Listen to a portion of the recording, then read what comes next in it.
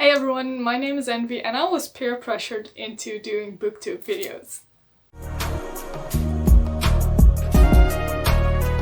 As you can probably tell, I'm super new to the whole BookTube thing, and I thought what better way to introduce myself at the start of a new year than by sharing my TBR pile for 2021. I've got it right here next to me. It's almost as tall as I am when I'm sitting down.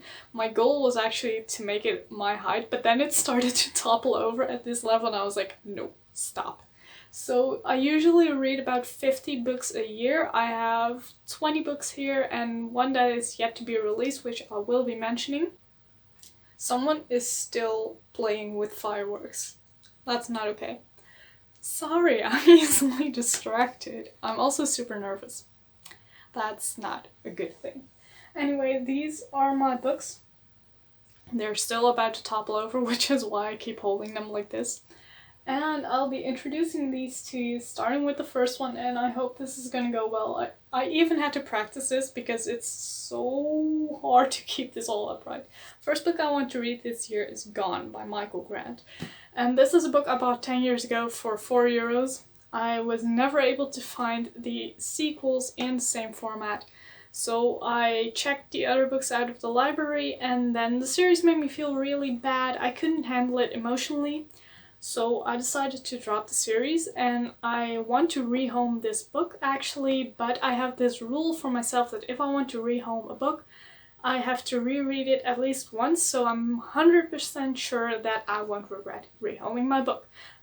This book is pretty well known, I guess, in the whole BookTube community. It's a bit of a dystopian thing in which all the adults disappear, and it's just a bunch of young teenagers going into anarchy, basically. That's what I remember from it. So I'm going to reread this one very quickly, I hope, because I don't want to go back to that place that the series originally put me in. And if I read these fast enough, I remember I will be fine. Okay, so I just realized that as I go down the pile, you'll get like a slow reveal of what's behind this. And that was unintentional, but I think it's kind of funny now. I don't have a good sense of humor, as you can tell. Anyway, moving on, because you're not here for my rambling. Maybe you are. What am I doing? Second book, well, this is not the order in which I'm gonna read them, but I had to make a pile, you know? So the next one on it is a German book. It's called, and I'm gonna pronounce the name in English, Ophelia und die Bernstein-Chroniken. Probably mispronounced the last word in German because I've never had to do that in German. Yes, I do speak German. It's been a while, so my German is becoming quite rusty, which is why I've picked up a couple of YA books last time I was in Germany. This one is about not really time travel, but more so time manipulation, so that sounded very interesting to me. I have yet to read this book, but I've read another one by the same author and I really enjoyed that one. So I am...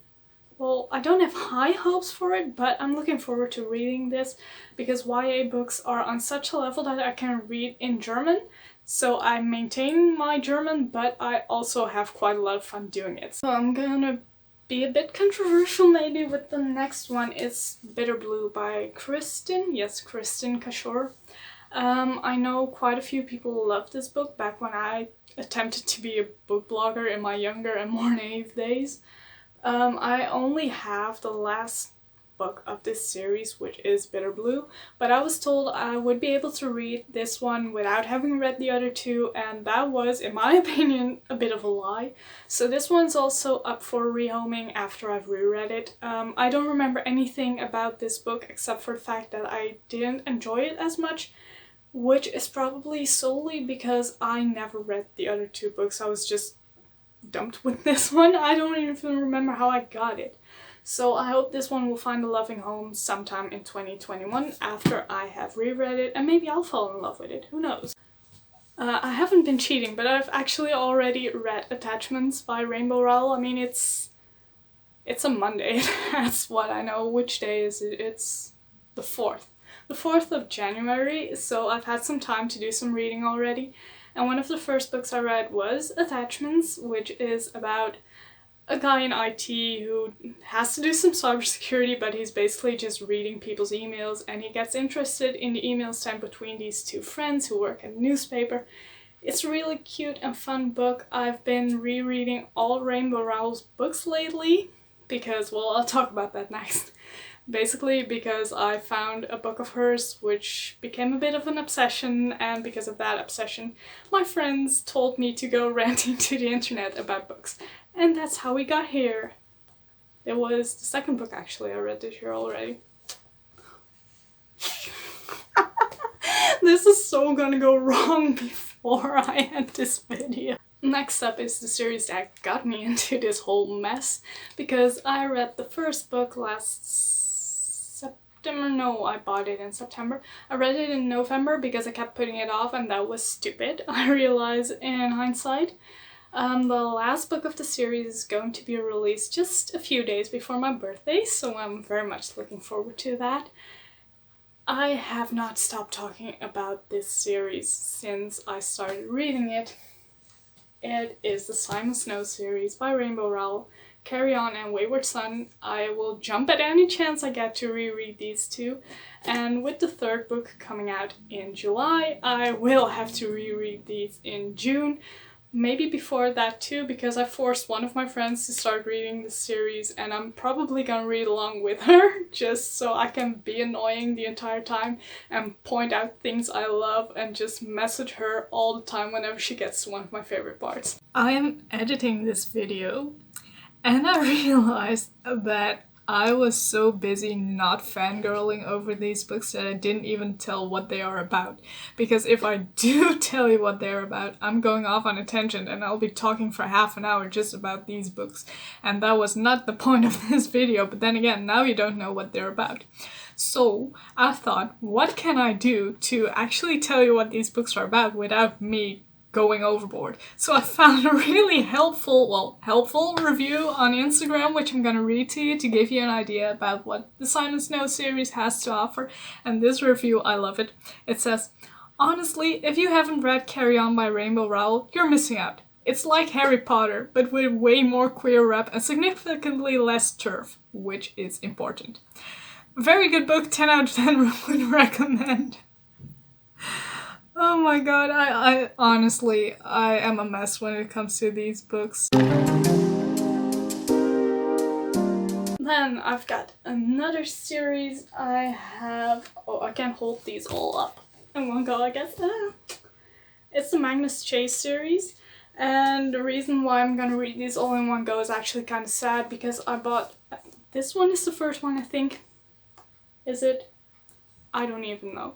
The reason why I don't know is that I bought the first book of the series in 2017, which was the worst year of my life. I have basically deleted most of that year from my memory, including most of the books I read. So I don't know what happens in this book. All I know is that it's about Norse mythology. I'm pretty sure Rick Riordan made something amazing out of it, as he always does, but I don't remember it, and I feel really bad talking about it that way, also because it does bring back some memories of everything that went down that year, and it hurt really bad. So I've read the first one. I've already read the second one as well. I remember there was a gender fluid character in that, and that's all I remember. So before I read the third one, I'm gonna have to redo the entire series. Yay, now you've got a full view of my Dutch version of Game of Thrones. Anyway, next up we've got another German series, and I'm starting to notice a trend with these. These are about time too, but this time it's time travel. So this is translated as Ruby Red, I think, in English. I've got the original German version. I've read this one in Dutch when I was 16.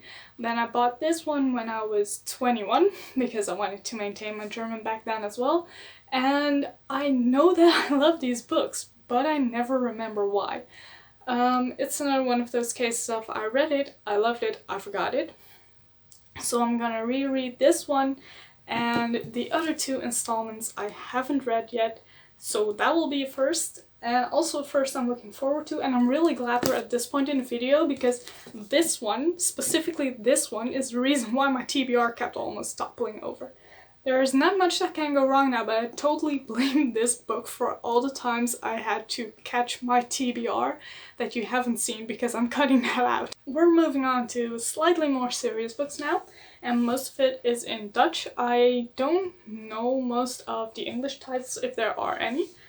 This is the first one.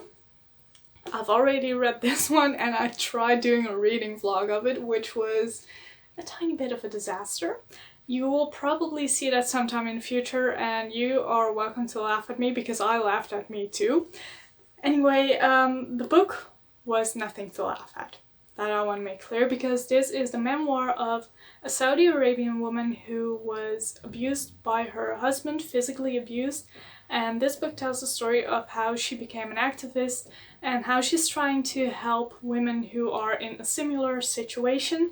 It also told a lot about Saudi Arabian culture, and I was very interested in this book because it tells a story that I'm completely unfamiliar with, and I always like reading about people whose lives are so different from mine. So that was a good read. It's already off my pile, so I can rehome this one as well. No idea where it's gonna go because I live in a small town and most people are not very fond of this type of books here. I'm gonna hop quickly back into YA with Daughter of Smoke and Bone. I have a Dutch edition, and as with Gone, I could not find the sequels in same format, so I didn't have those. One day I decided to go to school library, but then I graduated like 2 months later and I didn't get a chance.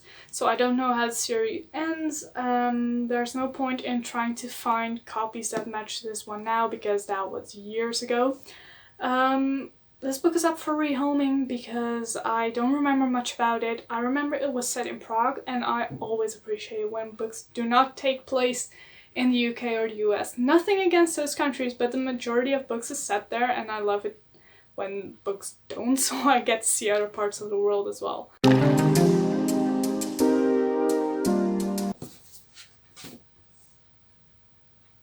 I don't remember the plot, sorry. I'm going to take the next two books together because they're by the same author. I don't know how people would pronounce her name in English, so I'm just gonna say it the way I would in Dutch. It's Lulu Bang.